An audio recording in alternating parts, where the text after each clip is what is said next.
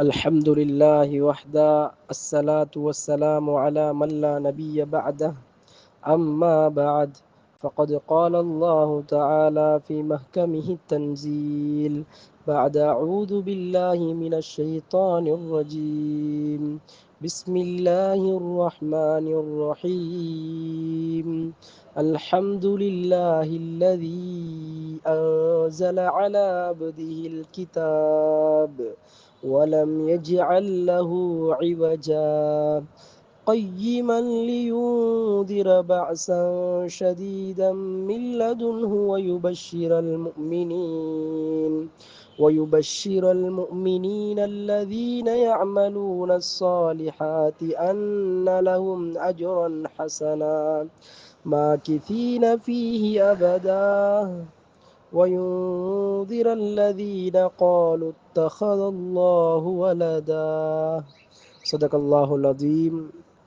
குர்ஆனுடைய 18வது சூரா சூரத்துல் கஹ்ஃப். இந்த சூரா மக்கியத்தான சூறாக்களை சேர்ந்தவையாகும். இந்த சூறாவிலே மொத்தம் 110 ஆயத்துக்கள் உள்ளன. இதனுடைய கலிமாக்கள் சொற்கள் என்ற அடிப்படையில் 1579 கலிமாக்கள் கிட்டத்தட்ட உள்ளது. இதனுடைய ஹர்ஃபுகள் அதாவது 6488 ஹர்ஃபுகள் கிட்டத்தட்ட உள்ளது.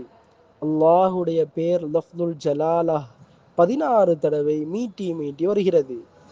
இந்த சூரா குர்ஆனுடைய பெரிய சூறாக்களுடைய வரிசையில் குர்ஆனுடைய முதலாவது பெரிய சூரா சூரத்துல் பக்ரா 286 ஆயத்துக்கள் கொண்ட சூரா. அவைகளில் 17வது பெரிய நீளமான சூறாக்களில் 17வது சூறாவாகும். இந்த சூரா மக்கியத்தான 86 சூறாக்களில் 11வது சூறாவாகும். இந்த சூறாவிலே அல்லாஹு தாலா கஹ்ஃப் என்பதாக பேர் வைத்திருக்கிறான். அதாவது கஹ்ஃப் வாசிகளுடைய சம்பவத்தை அல்லாஹ் சொல்வதனால் கஹ்ஃப் என்பதாக அல்லாஹ் பாவிக்கிறான். குர்ஆனிலே அல்லாஹு தாலா குகைகளை பற்றி பேசும்போது கஹ்ஃப் என்றால் அரபு மொழியிலே குகைக்கு சொல்லப்படும்.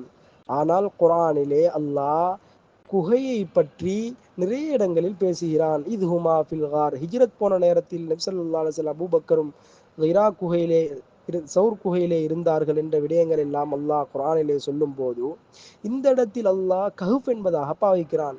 ஏனென்றால் கஹ்ஃப் என்றால் 7-8 பேர் இருக்கக்கூடிய ஒரு குகைக்கு சொல்லப்படுவது கஹ்ஃப். அதாவது கொஞ்சம் பெரியதாக இருப்பதற்கு. ஒரு சின்னது ஒரு 2 பேர் இருக்கக்கூடியதுக்கு கார் என்பதாக சொல்லப்படும். அதனால் ஆகப்பெரிய ஹிக்மத் அல்லாஹ் இந்த சூறாவுக்கு கஹ்ஃப் என்பதாக சொல்லியிருக்கிறான். மேலும் அல்லாஹ் கஹ்ஃப் என்ற வார்த்தையை இந்த சூறாவில் மாத்திரம்தான் குர்ஆனிலே 114 சூறாக்களில் இந்த சூறாவில் மாத்திரம்தான் கஹ்ஃப் என்பதாக வார்த்தையை பாவிக்கிறான். இந்த சூறாவுடைய விசேஷத்தன்மை என்னவென்றால் அல்லாஹு தஆலா 5 சூறாக்களை கொண்டு அல்லாஹ் அல்ஹம்து அல்லாஹ்க்கு தான் எல்லா புகழும் என்பதாக ஆரம்பிப்பான். அதில் முதலாவது சூரா சூரத்துல் ஃபாத்திஹா, இரண்டாவது சூரா சூரத்துல் அன்ஆம், மூன்றாவது சூரா சூரத்துல் கஹ்ஃப், நாலாவது சூரா சூரத்துல் சபா, ஐந்தாவது சூரா சூரத்துல் ஃபாத்திர். இந்த சூரா 110 ஆயத்துக்களிலும் விசேஷத்தன்மை என்னவென்றால் எல்லா ஆயத்துக்களும் முடிவடைவது அலிஃபில் தான். நீங்கள் எந்த ஆயத்தை ஓதி பார்த்தாலும் கடைசி ஐவஜா, அபதா, வலதா, கதிபா, அசஃபா, அமலா என்பதாக அலிஃபில் தான் இந்த சூரா முடிவடையும். இதற்கு அதிகமான சிறப்புகள் இந்த ஹதீஸ்களிலே நபி ஸல்லல்லாஹு அலைஹி வஸல்லம் சொல்லியிருக்கிறார்கள். அபூதாவுத், திர்மிதி, நசாயுடைய ஹதீஸிலே யாரெல்லாம் கஹ்ஃபுடைய 10 ஆயத்துக்களை ஓதுவாரோ அவர்கள் தஜ்ஜாலுடைய ஃபித்னாவிலிருந்து பாதுகாக்கப்படுவார் என்பதாகவும், இரண்டாவது சிறப்பு இப்னு ஹிப்பான், முஸ்லிம், நசாயிலே யாரெல்லாம் கடைசி 10 ஆயத்துக்களை பாடமாக்குவாரோ அவர் தஜ்ஜாலுடைய ஃபித்னாவிலிருந்து பாதுகாக்கப்பட்டு விட்டார் என்பதாகவும், புகாரி, முஸ்லிமுடைய ஹதீஸிலே ஒரு மனிதர் சூரத்துல் கஹ்ஃப் ஓதி கொண்டிருந்தார். அந்த நேரத்தில் அவருடைய அந்த வாகனம், அவருடைய அந்த மிருகம் மிரள ஆரம்பித்தது. எனவே அவர் பயந்து குர்ஆன் ஓதுவதை நிப்பாட்டிவிட்டார். நபி ஸல்லல்லாஹு அலைஹி வஸல்லமிடம் சொன்னதும் இக்ரா ஃபுலான் ஃபஇன்ன சகீனா நஸலத்தில் குர்ஆன், குர்ஆன் ஓதக்கூடிய நேரத்துல அது சக்கீனத்தாகும் என்பதாக சொன்னார். அவர் அந்த சஹாபி உசைத் பின் ஹுதைர் என்பதாக தபரானியுடைய ரிவாயத்திலே தெளிவுபடுத்துகிறார்கள். இமாம் திர்மிதி ரஹ்மத்துல்லாஹி அலைஹி ஹதீஸிலே கிதாபிலே வருகிறது, யாரெல்லாம் 3 ஆயத்துக்கள் ஆரம்பத்தில் இருக்கக்கூடிய சூரத்துல் கஹ்ஃபுடைய 3 ஆயத்துக்களை ஓதுகிறாரோ அவர் ஃபித்னா தஜ்ஜாலுடைய ஃபித்னா இருந்து பாதுகாக்கப்பட்டு விடுவார். இன்னும் ஒரு ஹதீஸிலே வருகிறது, அலி ரலியல்லாஹு ரிவாயத் செய்கிறார்கள், யாரெல்லாம் கஹ்ஃப் ஓதுவார்களோ ஜும்மாவுடைய நாள் அடுத்த ஜும்மா வரைக்கும் பாதுகாக்கப்படுவார் என்பதாக. இன்னும் இமாம் தபரான் ரஹ்மத்துல்லாஹி அலைஹி, ஹாக்கிம் ரஹ்மத்துல்லாஹி அலைஹி ரிவாயத் செய்கிறார்கள், யாரெல்லாம் சூரத்துல் கஹ்ஃப் ஓதுவாரோ அவர்களுக்கு மக்கா வரைக்கும் அவர் ஓதக்கூடிய இடத்திலிருந்து 100 பிரகாசம் அடிக்கும் என்பதாக, அங்கு வரைக்கும் தஜ்ஜாலுடைய ஃபித்னாவிலிருந்தும் அவர் பாதுகாக்கப்படுவார் என்பதாகவும் வருகிறது. இன்னும் சூரத்துல் கஹ்ஃப் வானம் வரைக்கும் பிரகாசமாக இருக்கும், ஒளிக்கும் என்பதாக ஹதீஸ்களிலே இமாம் இப்னு உமர் ரலியல்லாஹு அன்ஹு அறிவிப்பதாக இமாம் மர்தோயா அவருடைய ரிவாயத்துகளிலே வருகிறது. மர்தவியா என்பதாக சொல்வார்கள். எந்த வீட்டிலே கஹ்ஃப் ஓதப்படுமோ அந்த வீட்டிலே ஷைத்தான் நுழைய மாட்டான் என்பதாக இமாம் இப்னு மர்தவியாட ஹதீஸ் அப்துல்லா அவர்கள் ரிவாயத் செய்கிறார்கள். அப்துல்லா எனும் முகஃபர் ரலியல்லாஹு அன்ஹு அறிவிப்பதாக. இவ்வளவு ஃபலாயில்களும் வரக்கூடிய இந்த சூரத்துல் கஹ்ஃப் ஏன் அல்லாஹு தஆலா இந்த சூராவுக்கும் தஜ்ஜாலுடைய ஃபித்னாவுக்கும் பாதுகாப்பு வைத்திருக்கிறான் என்றால் அதனுடைய ஹிக்மத் என்ன? ஏன் இந்த சூறாவை மாத்திரம் ஸல்லல்லாஹு அலைஹி வஸல்லம் சொன்னார்கள்? தஜ்ஜாலுடைய பாதுகாப்பிற்கு குர்ஆனிலே எவ்வளவு சூறாக்கள் இருக்கிறது பயங்கரமான நாளை பற்றி சொல்லியும், ஆனால் அல்லாஹ் சூரத்துல் கஹ்ஃபியை ஏன் குறிப்பாக்கி ஸல்லல்லாஹு அலைஹி வஸல்லம் சொன்னார்கள் தஜ்ஜாலுடைய ஃபித்னாவிலிருந்து அவர் பாதுகாக்கப்படுவார் என்றால் உலமாக்கள் 4 காரணங்கள் எழுதுகிறார்கள். 4 சம்பவங்கள் இந்த சூரத்துல் கஹ்ஃபிலே 4 சம்பவங்கள் சொல்லப்பட்டுள்ளது. முதலாவது சம்பவம் தான் அஸ்ஹாபுல் கஹ்ஃபுடைய சம்பவம். இரண்டாவது சம்பவம் தான் சாஹிபுல் ஜன்னத்தைன், அதாவது 2 தோட்டம் கொடுக்கப்பட்ட ஒரு மனிதர் அல்லாஹ்வை மறந்திருந்தார். அவர் பணம் ஜகாத்துகள் கொடுத்தால் இல்லாமாகிடும் என்று பயந்தார். மூன்றாவது சம்பவம் தான் ஹஜரத் மூசா அலைஹிஸ்ஸலாம் ஹதர் அலைஹிஸ்ஸலாம் உடைய சம்பவம், அவர்கள் இல்ம் படிக்கக்கூடிய விடயம். அடுத்தது துல்கர்னைன் அலைஹிஸ்ஸலாம். இந்த 4 பேர் கஹ்ஃப், சாஹிபுல் ஜன்னத்தைன், மூசா ஹதர் அலைஹிஸ்ஸலாத்துடைய சம்பவம், துல்கர்னைன் அலைஹிஸ்ஸலாம் இவருடைய சம்பவங்களை அல்லாஹ் 4 சம்பவங்களை பேசுகிறான். இந்த 4 சம்பவங்களில் முதலாவது சம்பவம் கஹ்ஃப் வாசிகளுடைய சம்பவம். இது தீனுக்கு அவர்கள் செய்த பெரிய உபகாரம். அந்த ஊரில் இருந்து அவர்கள் அந்த நாஸ்திக கொள்கையை அந்த இருக்கக்கூடிய ஊரிலிருந்து வேறொரு ஊருக்கு அவர்கள் போய் தங்கிய சம்பவம். அதனால் தீனை பாதுகாத்தார்கள். அடுத்த சம்பவம் சாஹிபுல் ஜன்னத்தேன், இவர் ஜகாத் கொடுக்காமல் இருந்தார், இல்லா பெய்திடும் என்பதற்காக வேண்டி இவர் ஃபித்னத்துல் மால் இந்த இதில் இருந்து எங்களுக்கு விளங்குகிறது. மூன்றாவது சம்பவம் ஹசரத் மூசா ஹதிர் அலைஹிஸ்ஸலாத்துடைய சம்பவம், அதிலிருந்து ஃபித்னத்துல் இல்மிலே பிரச்சனை இருக்கிறது. துல்கர்னைன் அலைஹிஸ்ஸலாத்துடைய சம்பவம் ஆட்சி அதிகாரம், ஃபித்னத்து சல்தனா, அதாவது ஆட்சி அதிகாரத்திலே ஃபித்னா இருக்கிறது. இந்த 4 பிரச்சனைகளும் தான் தஜ்ஜாலும் கொண்டு வரக்கூடிய பிரச்சனைகளில் மிகவும் முக்கியமான பிரச்சனைகளாக இருக்கிறது. அதாவது அவனும் காட்டக்கூடியது தீனில் தான் அவனும் ஃபித்னாவை உண்டுபடுத்துவான், இன்னும் பணத்திலே ஃபித்னாவை உண்டுபடுத்துவான், இன்னும் இல்மிலே ஃபித்னாவை உண்டுபடுத்துவான், இன்னும் ஆட்சி அதிகாரத்திலே ஃபித்னாவை உண்டுபடுத்துவான். இதனால் தான் நபி ஸல்லல்லாஹு அலைஹி வஸல்லம் அவர்கள் சொன்னார்கள், இந்த சூறாவை ஓதினால் தஜ்ஜாலுடைய பாதுகாப்பு கிடைக்கும் என்பதாக.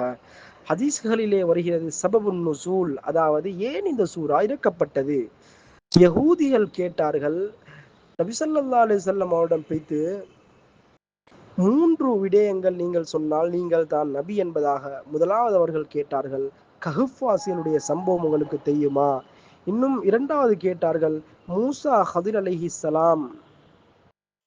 இரண்டாவது சம்பவம், ஒரு மனிதர் இருந்தார், அவர் முழு உலகத்தையும் ஆட்சி செய்தார், அவர் மக்ரிப் மஷ்ரிக்கின் பக்கம் போனார், அவர் யார்? மூன்றாவது ரூஹுண்டா என்ன என்ற 3 கேள்வி. முதலாவது கஹ்ஃப் வாசிகள்னா யார்? இரண்டாவது மக்ரிப் மஷ்ரிக் ஒருவர் பிரயாணம் செய்தார், அவர் யார்? ரூஹ் என்றால் என்ன? அல்லாஹ் அஸ்ஹாபுல் கஹ்ஃபை பற்றி இங்கு பேசுகிறான். மக்ரிப் மஷ்ரிக்கு போன அந்த துல்கர்னைன் அலைஹிஸ்ஸலாத்தை பற்றி அல்லாஹ் இங்கு பேசுகிறான். ஆனால் ரூஹ் என்ன என்றதை சூரத்துல் இஸ்ராயிலே யஸ்அலூனக அனிர் ரூஹ் குல் ரூஹு மின் அம்ரி ரப்பி, ரூஹ் அல்லாஹுடைய கட்டளை என்பதாக பனு இஸ்ராயில் என்ற சூறாவிலே நாம் இதுக்கு முந்தைய சூறாவிலே நாம் பார்த்தோம். எனவே இந்த சூறாவிலே சூரத்துல் கஹ்ஃபிடைய முக்கியமான ஆயத்துக்கள் என்னவென்றால், ஆரம்பமாக அல்லாஹு தாலா அல்லாஹுவை புகழுகிறான். குர்ஆனை பற்றி பேசிவிட்டு அல்லாஹு தாலா சொல்றான், இதுதான் நேர்த்தியான மார்க்கம், இதில் எந்த வலையும் இல்லை என்று சொல்லியது என்னை அடுத்து இரண்டாவது ஆயத்திலே லஹு வலம் யஜ்அல் லஹு இவஜா, இதில் எந்த ஒரு வலையும் இல்லை என்று சொல்லியவனாக கையிமன் என்பத வார்த்தையும் இது நேர்த்தியான மார்க்கம் என்பதாகவும் அல்லாஹு தாலா சொல்கிறான். இரண்டாவது முதலாவது ஆயத்திலிருந்து 8வது ஆயத்து வரைக்கும் அல்லாஹ்வை புகழ்ந்து அல்லாஹு தாலா குர்ஆனை கொடுத்ததையும் இந்த உம்மத்துக்கு அல்லாஹு தாலா சொல்லிவிட்டு 9வது ஆயத்திலிருந்து 27வது ஆயத்து வரைக்கும் அஸ்ஹாபுல் கஹ்ஃபுடைய சம்பவங்களை பற்றி அல்லாஹ் பேசுகிறான். ஒரு இன்ட்ரெஸ்டான தீனை பாதுகாத்த வாலிபர்களுடைய சம்பவம். ஒரு நாய், நாங்கள் நஜீஸாக பார்க்கக்கூடிய ஒரு நாய் அல்லாஹ் கண்ணியப்படுத்தி பேசிய ஆயத்துக்களை பற்றி அல்லாஹ் 9வது ஆயத்திலிருந்து 27வது ஆயத்து வரைக்கும் என்ன நடந்தது என்ற விடயங்களை அல்லாஹ் பேசுகிறான். 28வது ஆயத்திலிருந்து 31வது ஆயத்து வரைக்கும் நபியே நீங்க பொறுமையாக இருங்க என்ற பொறுமையை அல்லாஹு தாலா தூண்டுகிறான். 32வது ஆயத்திலிருந்து 44வது ஆயத்து வரைக்கும் அஸ்ஹாபுல் ஜன்னத்தை 2 தோட்டங்கள் கொடுக்கப்பட்டது, ஆனால் அவர் அதில் அல்லாஹுக்கு மாற்றம் செய்தார், அதனால் நாங்கள் அழித்தோம் என்ற சம்பவங்களை அல்லாஹ் சொல்கிறான். 45வது ஆயத்திலிருந்து 46வது ஆயத்து வரைக்கும் அல்லாஹு தாலா உலகத்தில் என்ன மீதமாக இருக்கும் என்ற விடயங்களை பற்றி பேசுகிறான். 47வது ஆயத்திலிருந்து 49வது ஆயத்து வரைக்கும் கயாமத்துடைய நாளையிலே நிகழக்கூடிய அந்த நிகழ்ச்சிகளை பற்றி அல்லாஹ் பேசுகிறான். 50வது ஆயத்திலிருந்து 59வது ஆயத்து வரைக்கும் அநியாயக்காரர்களை அழிப்பதுதான் அல்லாஹுடைய சுன்னத் என்பதாக சொல்கிறான். 60வது ஆயத்திலிருந்து 82வது ஆயத்து வரைக்கும் மூசா ஹதர் அலைஹிஸ்ஸலாத்துடைய அந்த சம்பவங்களை பற்றி அல்லாஹ் பேசுகிறான். 83வது ஆயத்திலிருந்து 99வது ஆயத்து வரைக்கும் துல்கர்னேன் அலைஹிஸ்ஸலாம் என்றவருடைய சம்பவங்களை அல்லாஹ் பேசுகிறான். இதில் அஜூஜுடைய சம்பவங்களையும் அல்லாஹ் இதில் பேசுகிறான். 100வது ஆயத்தில் 110வது ஆயத்து வரைக்கும் அல்லாஹ் நன்மாராயம் சொல்கிறான். இந்த வஹியை பற்றி பேசுகிறான். மனிதர்களுக்கு அச்சமூட்டி எச்சரிக்கை செய்கிறான். மிகவும் முக்கியமான இடங்களை அல்லாஹ் இந்த சூறாவிலே பேசுகிறான். அதாவது சூறாவில் தான் அல்லாஹு தாலா குர்ஆனுடைய நடுப்பகுதி முதலாவது 15 ஜூஸ் 2வது 15 ஜூஸ் என்பதாக உலமாக்கள் பிரிப்பார்கள். அதாவது எழுத்துக்களுடைய வரிசையில் வல் யதலத்தஃப், அதாவது குர்ஆனிலே நீங்கள் மதீனாவுடைய முஸ்ஹஃபை எடுத்து பார்த்தால் வல் யத இது முதலாவது 15 ஜூஸுக்கும், அதுக்கு பின்னால் வரக்கூடிய லாம் தாஃபா லத்தஃப் இது 2வது 15 ஜுஸுக்கும் என்பதாக நிஸ்ஃபுல் குர்ஆன் பி அத்திபாரி அததில் ஹுரூஃபி பி அன்ன தா பஅதல் யா மின நிஸ்ஃபில் அவ்வல் வல் லாம் தானியா மின நிஸ்ஃபில் ஆகிர். முதலாவது வல் யத இது முதலாவது 15 ஜுஸுக்கும், லத்தஃப் இருக்கிறது இது 2வது 15 ஜுஸுக்கும் என்பதாக உலமாக்கள் எழுதுவார்கள். எனவே நாமும் இந்த சூறாவை விளங்கி ஓதி யஅஜூஜ் மஅஜூஜ் தஜ்ஜால் என்றெல்லாம் பின்னால் வரக்கூடிய மிகப்பெரிய ஃபித்னாக்காரர்கள் பயங்கரமான கட்டம். எனவே நாம் இந்த சூறாவை தஃப்சீரை படித்தால் விளங்கும். இந்த சூறாவிலே என்ன அல்லாஹ் பேசுகிறான், எவ்வளவு முக்கியமான விடயங்களை அல்லாஹ் பேசுகிறான். எனவே நாமும் இதில் டீப்பான தஃப்சீரை பார்த்து அல்லாஹ்வை அடையக்கூடியவர்களாக, தீனை பின்பற்றக்கூடியவர்களாக அல்லாஹ் எம்மை ஆக்குவானாக. நாம் அடுத்த சூறாவில் சந்திப்போம். அஸ்ஸலாமு அலைக்கும் வரஹ்மத்துல்லாஹி வபரகாத்துஹு.